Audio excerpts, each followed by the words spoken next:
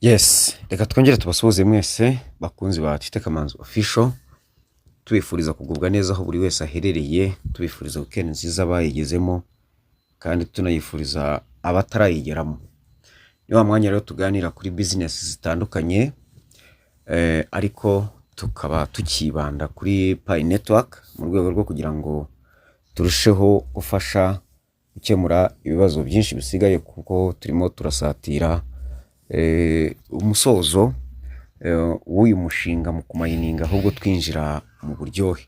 Nk'uko twabitangarijwe, turibukiranya yuko nyuma y'itariki 31 z'ukwezi kwa 12 nibwo tuzamenyeshwa umunsi wa Open Mainnet, cyangwa se umunsi wo kulaunchinga Pi ngo ni ryari, uzaba ari ryari. Abantu rero bavuga yuko ari kuri 31 z'ukwa 12, sibyo, ahubwo nyuma y'izo tariki nibwo tuzabwirwa uwo munsi. Ntabwo tuzi ngo ni ryari, kandi ntituzi n'uwo munsi bazabidutangariza ngo ni ryari, ahubwo nyuma y'izo tariki nibwo tuzatangarizwa igihe cyo kulaunchinga Pi.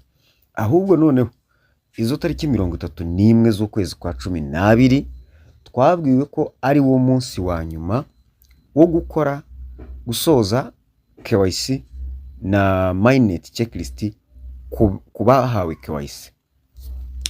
Reka rero tubikomereze no kwitangazo ry'itariki 4 z'ukwezi kwa 12 uyu mwaka wa 2024. Incamake y'iri tangazo iragira iti: recent Pi KYC improvements unlocked a large scale number of pioneers to submit their KYC or proceed in their KYC process. Read updates above that include enabling over 1 million people to apply resubmission for some rejected applications, resolving tentative KYC status and other fixes for blocked submissions. Yes. Upcoming enhancements will address name mismatches, provide scalable tentative status resolution, and further streamline the process. If you've faced challenges, revisit your application now and check your KYC status to stay on track. Mu ncamake turasoma rirambuye nyine ingingo ku ngingo nicyo tujya gukora. Baratubwira yuko bafunguye application ya KYC ku bantu bagiye bahura n'ibibazo KYC ntizirangire, abashaka gusubirishamo, gukosora, abahuye na birantega stacks, bakabatinza ibyo byose, abantu bose barenga miliyoni abashaka gusubiramo KYC kongera kuyikora, amazina atajyanye na accounts zabo, byinshi mbega by'imbogamizi byajemo ku bijyanye na KYC na konte, yego babiborokoye cyangwa se babifunguye. Ubwo tukaba tugiye kubireba ingingo ku ngingo, intambwe ku ntambwe. Baratubwira iki mu buryo burambuye, baratubwira yuko ubwo muri make bigiye gukemuka. Reka turambure itangazo ingingo ku ngingo. KYC process updates and next steps to pioneers. Ubu rero biragenda biti, baratubwira yuko Pi has released, Pi yasohoye cyangwa se yatangaje and continues to work on KYC updates that help unlock pioneers who need to apply for KYC or are stuck in the KYC process for various reasons, further accelerating Pi's progress towards Open Mainnet. Here are a few recent updates. Nk'uko babitubwiraga bajya kuturamburira muri make ibikubiye muri iri tangazo. Baratubwira rero ko bashyize hanze nyine ibireba aba pioneers muri iri tangazo bagomba kuzuza cyangwa se bigomba gukorwa. Icyambere, ability to apply, ubushobozi bwo kwakira bushobora kwakira abasaba KYC cyangwa se abakora KYC. Around 1.2 million pioneers who were previously not able to move forward with their KYC application have been unlocked in just the past 2 months. Muri make mu mezi abiri ashize bafunguyiriye application abaponiyazi barenga 1,200,000 batashoboraga gukorerwa cyangwa se gupasinga KYC zabo. Amarembo yarafunguwe cyangwa se systeme yarafunguwe, yaraguwe mu yandi magambo, cyangwa se yarafunguwe. Icya kabiri, resubmission opportunity for rejected applications. Ba bantu bafite konte KYC zitakiriwe, ahanditse ngo your KYC is not approved, yabaye rejected, bakabwira ngo usabe kwa piringa. Abangaba nabo batekerejweho cyangwa se nabo bashyizwe nyambere. Some pioneers whose KYC applications were previously rejected due to process or submission errors caused by the individual applicant can now resubmit once a month. This improvement has already helped nearly 250,000 individuals resubmit their applications, allowing them to correct mistakes. Hano baratubwira yuko abo bantu konti zabo zabaye rejected cyangwa se bahakaniwe ko zitemewe. Ubwo ni impuza za KYC zabo bahakaniye ko zitemewe. Umuntu wese ufite ngo your KYC is not approved ari muri aba ngaba n'abantu bagera ku 250,000. Ubu rero byaravuguruwe. Ibyo byatewe n'iki? Byatewe n'impamvu zitandukanye ziguturutseho wowe nyirezina. Hari amakonta tuzuje neza, hari igihe rwose twandikira kwa timu bakadusubiza, ariko badusubiza bajya gusanga wasanga konti umuntu yayujujemo amafuti. Ibyo byose ni ibitera gusubiramo KYC. Ubwo rero barakubwira yuko nawe niba uri muri abo ngabo ushobora kwisanga nawe konti yawe yafungutse, wabahaye igihe cy'ukwezi. Imugerageze igihe cy'ukwezi rero urabona itangazo ryasohotse ku itariki enye, ugomba gucunga n'itariki 31 wabisoje. Ubwo ni muri uku kwezi mbega kora ibishoboka byose ku itangazo ryo kutarenza 31 z'ukwa 12 rirakureba uko byagenda koza, kuko ibi ntago ari ibintu byatwara umunsi umwe cyangwa se wayibonye umunsi umwe nawo ntabwo wakuzura. Rero nawe niba uri muri abo iryo tangazo urumva ko rirakureba no gukosora amakosa mwakosheje mwashyizemo. Yego, icya gatatu barakubwira ngo processing tentatively accepted applications. Hari abantu benshi bafite tentative. Abantu bari muri tentative about 200,000 tentatively accepted KYC applications have been unlocked. Abo bantu namwe mujye muri KYC zanyu, jya winjiramo nawe wigerageza. Abantu bagera ku 200,000 namwe abantu muri tentative kwera KYC itabaye approved, ukabona bayemeye ariko bagushyize muri tentative, nawe genda ujye muri KYC.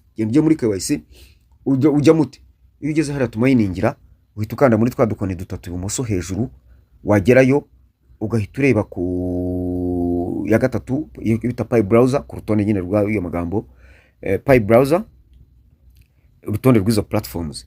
Ukarebaho Pi browser ukayikandamo, yafunguka bakakwereka ngo sign in to Pi browser, ukakanda hasi kuri alternative sign in ukayikandamo, ukagenda wagera kuri KYC hariya ukareba akambere hasi bumoso,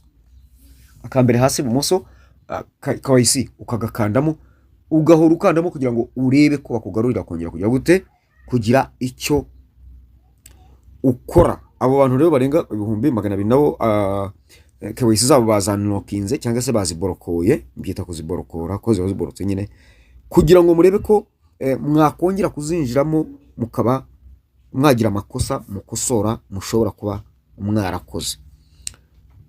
Birumvikana. Ngira ngo reka nze dukomeze. Yes, twakomeza. ni umuntu warundogoye. Twakomeza n'itangazo ryacu, twari tubonye abantu barenga ibihumbi 200 bari mu gatebo ka tentative approval, nabo bafunguriwe kugira ngo basubiremo KYC zabo, bongere bayikande barebe niba hari icyo babasaba gusubiramo, bagikosore niba igikosamye babe bagikosora. Ayo ni amahirwe yandi nabo babonye cyangwa twabonye. Hanyuma nanone baravuga ngo abarenga ibihumbi 122 over 122,000 out of these, muri aba ngaba urumva mu bantu ibihumbi 200, abarenga ibihumbi 122 out of this are now being processed. Bo barimo gukorerwa nyine to move forward in the process to fully complete KYC. Bo barimo gukorerwa kugira ngo rwose bemererwe KYC bwa nyuma. Murumva ko haraba hasigaye ibihumbi bingahe, ngira ngo 78 I think, niba ntakazi imibare nabi. The remaining applicants require the bamamagarira mu babihanganye, require the applicants to take additional actions such as more liveness checks to progress. Abandi basigaye muri babo ibihumbi 200 ukuyemo bya bihumbi 122, abandi basigaye barasaba kongera kugira icyo bakora, harimo nko gusubiramo iriya additional actions, ibikorwa bindi nka ntuza byongeraho nka liveness checks, ukareba ko birago. Therefore, if you are in the tentative KYC status, niba na uri muri tentative ya KYC, please check if you can take these additional actions. Nawe ujya urebe yuko nawe bataguha gukora ibyo bikorwa, kuko ntago bavuze ngo ni kanaka na kanaka. Ubwo ugomba kwisuzuma ukareba ko utari muri abo ngabo. This will be more tentatively accepted KYC applications unlocked soon. Hanyuma n'abandi nabo bazafungurirwa rwose bidatinze.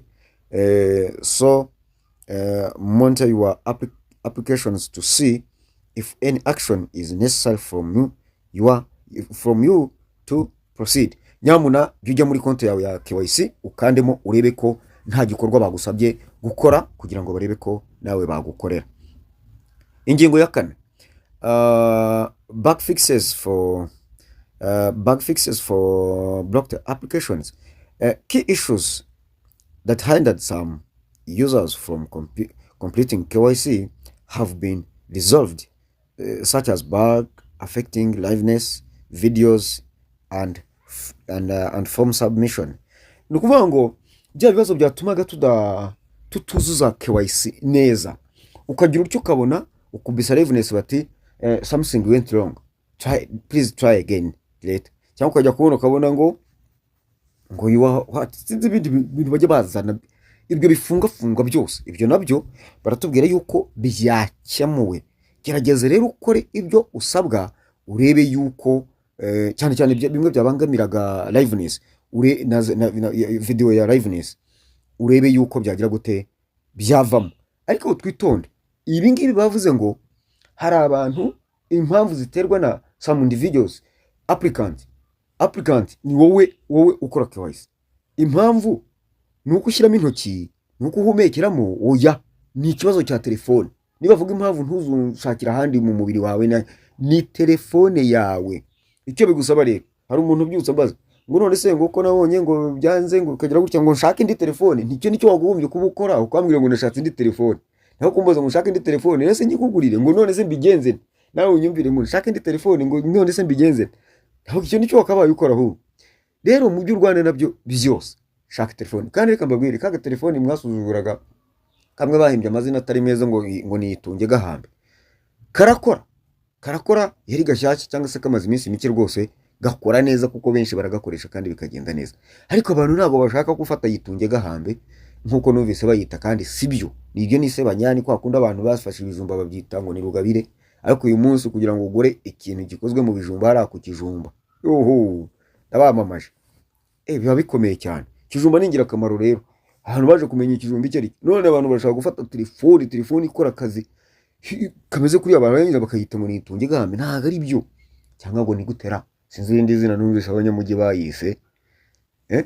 hey, burya ngo inka imenya agaciro k'umurizo wayo iyo wacitse rwose nibwo imenya, kuko iyo isazi zirya idafite uko izikoma icengera mu biti yikiza isazi bikayijombagura nayo ngayo nguko. ubwo rero abumva barumva, abwirwa benshi akumva bene yo ngayo nguko. Simbacyuriye cyangwa se ngo bavugireho, ariko nuko kanshi ibyo dusuzugura ari byo biba bifite umumaro wa none cyangwa n'ahazaza, ariko kubera uburyo tubyumvamo imyumvire iciriritse ugasanga tuyivanze na business bikaba birapfuye. ubwo rero kenshi benshi tuba twihemukira. reka rero tubireke ibyo ngibyo, twikorere ikidufitiye inyungu, igishobora kudufasha cyose tugikoreshe, tutagiye kugihimba amazina n'izindi nyito zitafututse. Nababwiraga rero yuko ibyo bibazo baravuga yuko nabo babikemuye cyangwa se babikuyemo. Icyo kibazo cyakemutse, ni mujye muri KYC zanyu, abakora liveness mwongere muzikore, abapdatinga mujye muri KYC murebe ko bifunguka, murebe ibyo baha. Upcoming updates, none se hagiye twitega iki noneho? Icyambere, improved tentative approvals. Tentative approvals, uburyo zabonekagamo byaravuguruwe. Utegute baratubwira ngo a new method that has been developed for a while and is currently being tested and improved for scalability will be deployed soon to finalize more tentatively accepted KYC applications that at scale, allowing more people to fully pass KYC. Nukuvuga ngo twagiraga ikibazo cya tentative, ugasanga ukoze KYC bakakwereka kuri 7 bakayivivura, ariko ku 8 ntibahite bayivivura, cyangwa banayivivura ukabona bagukubise muri tentative. Uburyo ni bubiri. Bwa mbere KYC barayakiriye kuri 7 barahavivuye, bwa kabiri ku 8 nibatahavivura turi bunasinzire, ikiri bubeho barahavivura ariko bagukubite muri tentative kugira ngo bajye gukora further examinations. Benshi ngira nkabona arimo further examinations due bitewe n'umubare w'abakoze KYC bari mu karere kiwanyu. No kibazo nukuvuga ngo scalability bundi ni ubushobozi bwo kwakira ibintu, sibyo? Scale umwanya wa ibintu bijyaho nyine. Noneho ibyo ngo byaraguwe ku buryo mu minsi iza bashobora kwiyongera, hakajya hakirwa abantu benshi bakorerwa basuzumwa KYC zabo zikemezwa completely. Rero icyo ngicyo nacyo murumva yuko twiteze, baratubwira ibyo twiteze yuko nabyo biri mu bigiye gukemuka, baratubwira ko bigiye kuza vuba. Icya kabiri, solutions for name mismatches, igisubizo ku izina, amazina atajyanye, ibisubizo ku mazina atajyanye. Baratubwira ko for pioneers whose PI account name and KYC name do not match, these applications normally would be rejected due to their failure to prove their ownership of the account through their verified identity in KYC, including accounts that do not follow the requirement to use real names despite several clear notices in the app interface and missed the 2-week window to update their account with their real names. Baratubwira yuko naza kubirunda bikaba byinshi. Baratubwira yuko kuba pioneers bafite konte zabo, amazina yabo adahuye nari muri KYC, ibyo byo nta shiti rwose, ibyo bizajugunywa, sibyo? Bizajugunywa kwera iki? Babananiwe cyambere kubyuzuza, ntibakurikiza amabwiriza. Cya kabiri, ntibubahiriza bya byumweru 2 bahawe kugira ngo babikosore. Umuntu ngo yinjiye, ababinje baza akaturama akaryama, ntanasuzumisha ngo arebe ibintu nibizima si bizima, ibindi ngubwo nyine. Ubwo rero ibyo byose nibigutsinda bazajugunya konte yawe, ubundi ukirane nayo rimwe na rimwe wenda bidashobora no kugaruka, ariko barakwihaniza yuko ibyo byose ugomba kubyubahiriza mbere kugwa mu mutego. However, as a community reports, nkuko ama raporo agenda atangwa, so there is opportunity that again pioneers face this situation.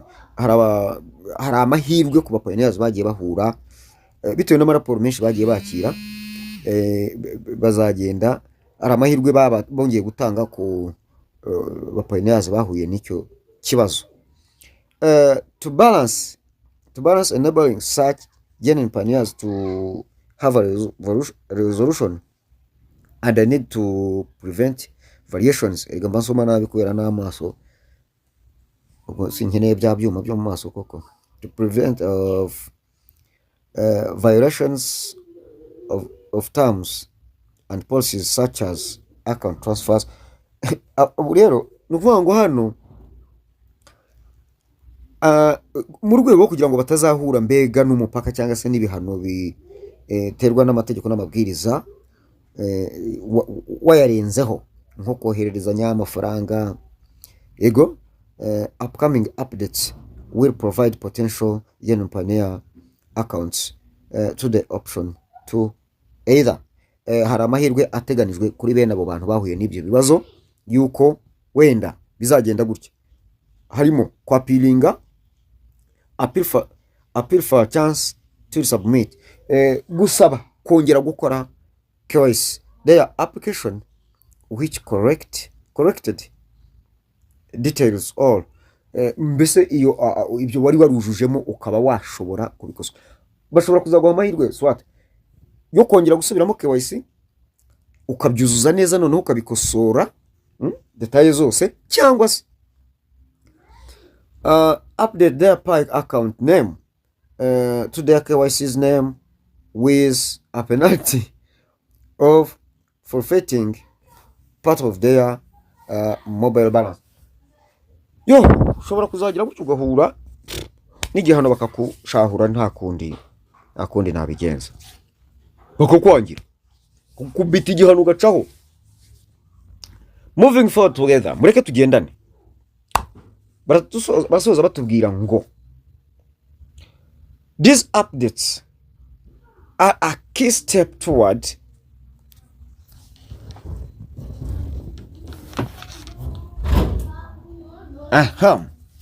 baratubwira ko these updates are a key step toward enabling more pioneers to successfully complete their KYC and advance toward mainnet migration.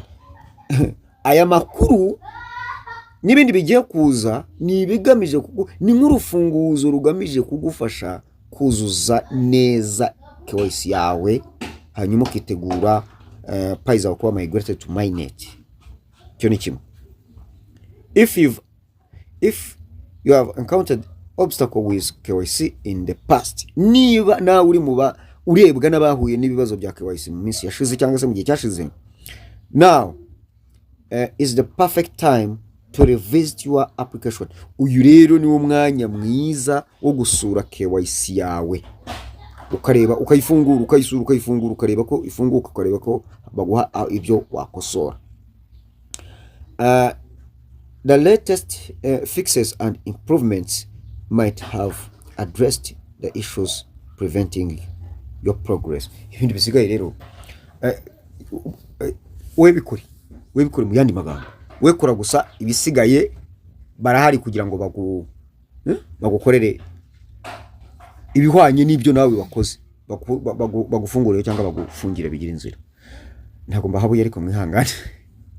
Barasoza batubwira rero ngo remember, ibuka, if you have passed KYC, complete your mainnet checklist. Niba warasoje KYC yawe, genda wuzuze na mainnet checklist za ntambwe 9 kugira ngo PI zawe zizimurwe zigere kuri balance to mainnet, because KYC alone, kubera ko KYC yonyine ntabwo ihagije kugira ngo PI zawe zizimuke. Ngayo nguko mukubwe neza ibikubiye mu itangazo intambwe ku ntambwe byari ibyo.